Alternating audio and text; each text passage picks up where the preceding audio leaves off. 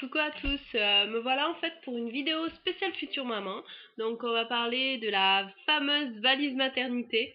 Donc si je regarde un petit peu sur ma droite à chaque fois que je fais ma vidéo, c'est parce que j'ai tout noté sur Word, ma petite liste quoi qu'on m'a donné à la maternité.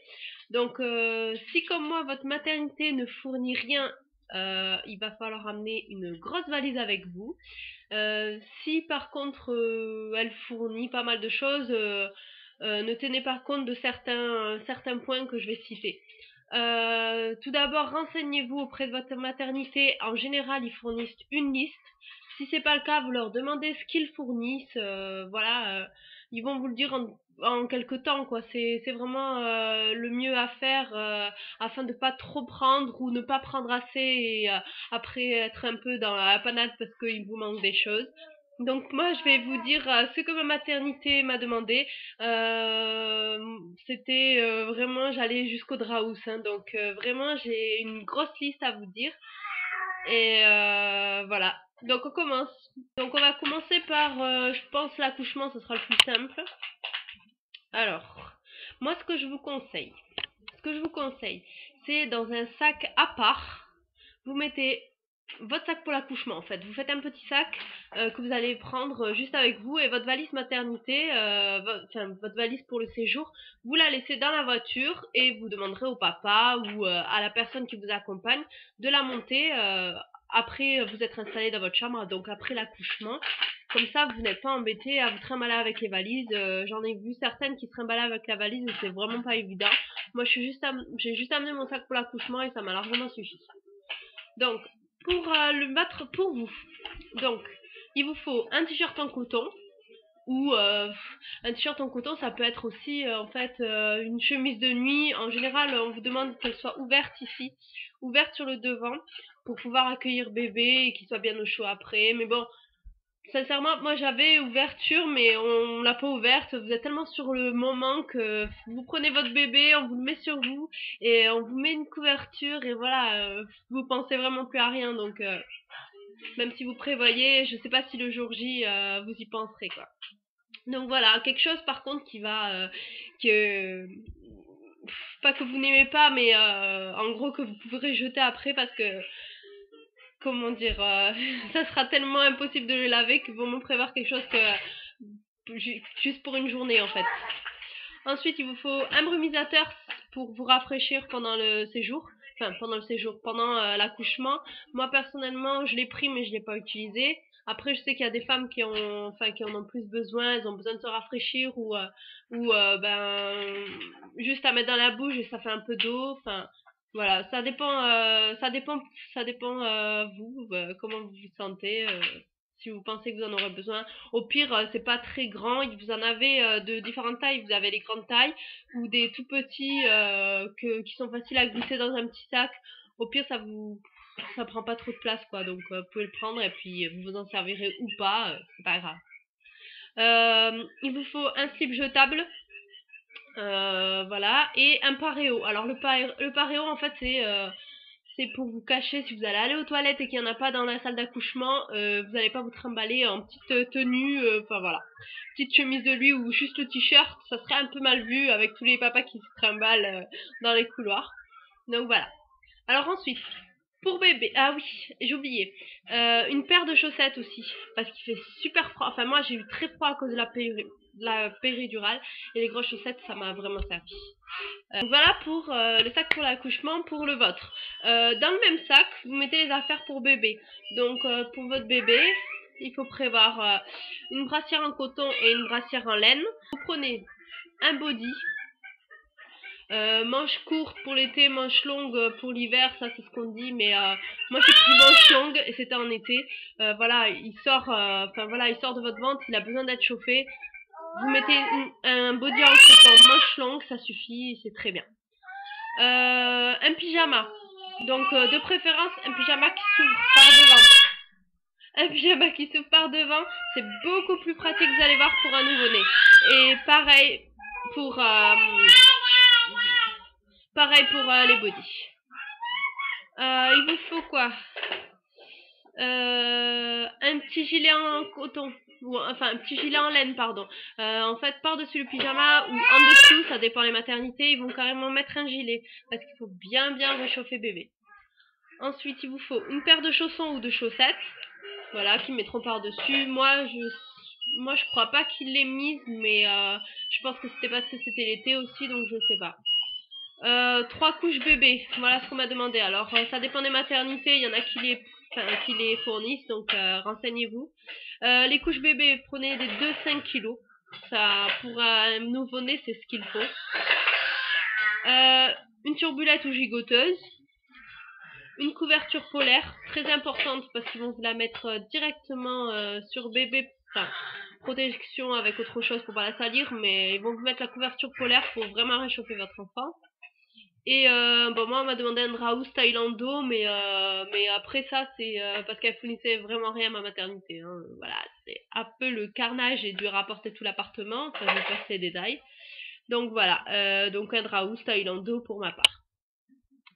Alors ensuite on va passer à ce qu'il vous faut pour le séjour. Donc pour le séjour, on va passer à votre valise à vous, ça sera la plus rapide. Donc il vous faut votre nécessaire de toilette, donc un savon doux, donc voilà, un savon, un gel intime, des serviettes éponges et des gants. Ensuite il vous faut des pantoufles, si vous trimballez un peu dans la chambre, c'est un peu utile. Des chemises de nuit ou des pyjamas. Des serviettes hygiéniques Maxi Nuit.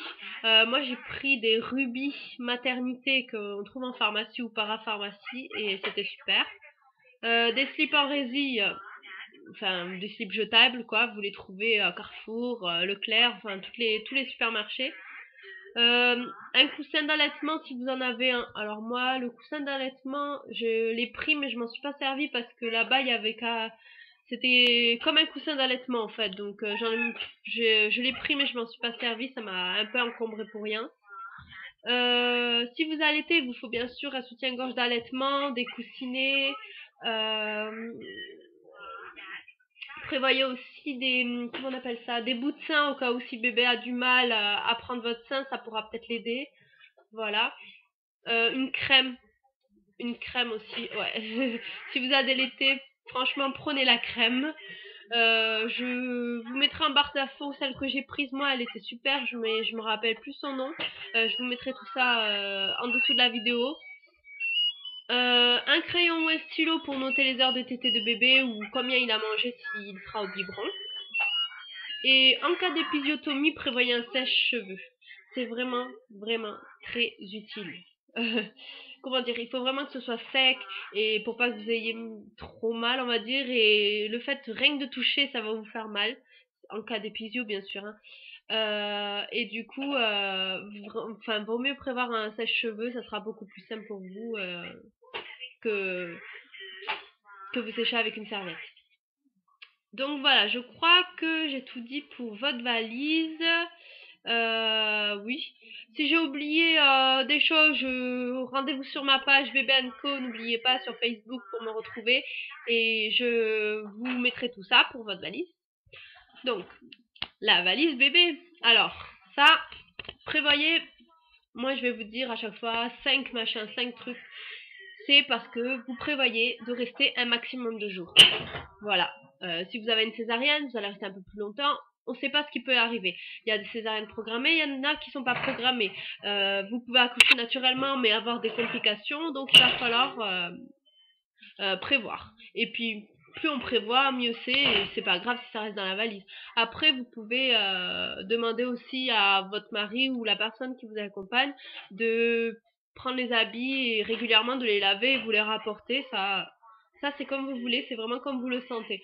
Moi je sais que j'avais pris assez comme ça. Bon, après quand je suis rentrée, je lavais. Même si mon mari était là, je trouvais que c'était beaucoup plus pratique, on va dire. Alors il vous faut 5 pyjamas bébés. Bon, tout à l'heure j'ai dit que les pyjamas, il valait mieux que ce soit ouvert devant, mais bon, c'est pas évident d'en trouver. Bon, vous en trouvez, mais encore c'est pas très grave quoi. Voilà, le pyjama ça sera pratique, c'est pareil. Une brassière de laine, donc ça c'est toujours le gilet. 5 brassières ou body en coton. Alors ça, les body en coton, Ça, par contre, franchement, très utile l'ouverture devant. Que ça enfin, vous avez les boutons devant, en fait, vous verrez que passer un body par la tête d'un nouveau-né, c'est super, super dur. Voilà, parce que bah, vous avez toujours peur de mal faire. Le bébé, il tient pas encore sa tête, donc c'est très dur. Moi, je sais que ça m'a été très utile d'avoir les bodys devant, enfin, ouverture devant. Des petits chaussons ou des chaussettes. Des couches bébé parce que moi c'était pas fourni, donc 2 à 5 kilos, une turbulette ou gigoteuse, 3 draus thaïlando, mais bon voilà, comme je vous ai dit c'est pas forcément pour vous, 3 couches carrées en tissu, alors ou c'est d'oreiller, donc bon moi ça je les ai pas pris, 6 bavoirs, vous avez aussi pour les femmes qui allaitent des langes qui sont super bien si vous avez de la visite et que vous voulez vous cacher pour allaiter, 2 serviettes de bain, une brosse à cheveux, un bonnet ou en laine ou en coton selon la saison, mais bon, moi, le bonnet, elle a mis qu'un jour, hein. Je sais pas en été. Elle veut se faire entendre. Un thermomètre de bain, voilà. Un savon adapté à la peau de bébé, moi j'ai pris Mustela. Du liniment. Après, voilà, après c'est en fonction de ce que vous allez choisir comme produit pour bébé aussi. Hein. Si vous n'avez pas forcément choisi du minimum, vous prenez le produit pour le change que vous avez décidé. Un doudou si vous avez choisi de faire... Mais je peux parler.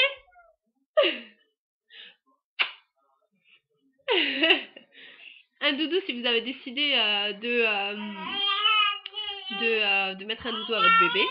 Et une tétine. Alors... On m'a dit, oui, si tu allaites, la tétine, c'est pas super pour les premiers jours et tout. Certes, c'est pas utile. Mais... Bon, moi, je l'ai pas donné. Mais je regrette un peu parce que j'ai vraiment galéré à lui faire comprendre que maman, c'était pas une tétine, c'était pas... Voilà, c'était pas une tétine, on va dire. Et j'ai galéré à lui faire prendre et après la maternité. Et du coup, je sais pas si j'aurais préféré lui donner avant ou pas. Par contre, pour les montées de colostrum, le premier jour ou les deux premiers jours, je crois, bon, évitez de lui donner, mais bon. Voilà. Juste un petit conseil. À pas oublier, donc ça c'est un petit plus, votre carte de groupe sanguin, les échos que vous avez faites, le dossier maternité, la carte vitale et la mutuelle, le livret de famille et bien sûr l'appareil photo. Donc l'appareil photo, mettez-le plutôt dans votre sac d'accouchement. Voilà, je pense que j'ai tout dit. Si jamais j'ai oublié des infos, comme j'ai dit tout à l'heure, je mettrai tout en commentaire sous la vidéo. Et enfin, en barre d'infos. Et si vous aussi, vous avez d'autres choses que vous mettez dans votre sac d'accouchement ou dans votre valise maternité, n'hésitez pas à le mettre en commentaire pour que ça puisse aider d'autres jeunes mamans ou d'autres futures mamans. Enfin, plutôt d'autres futures mamans, pardon. Et donc voilà. Bon, ben, je vous dis à très vite pour une prochaine vidéo. Ciao, ciao.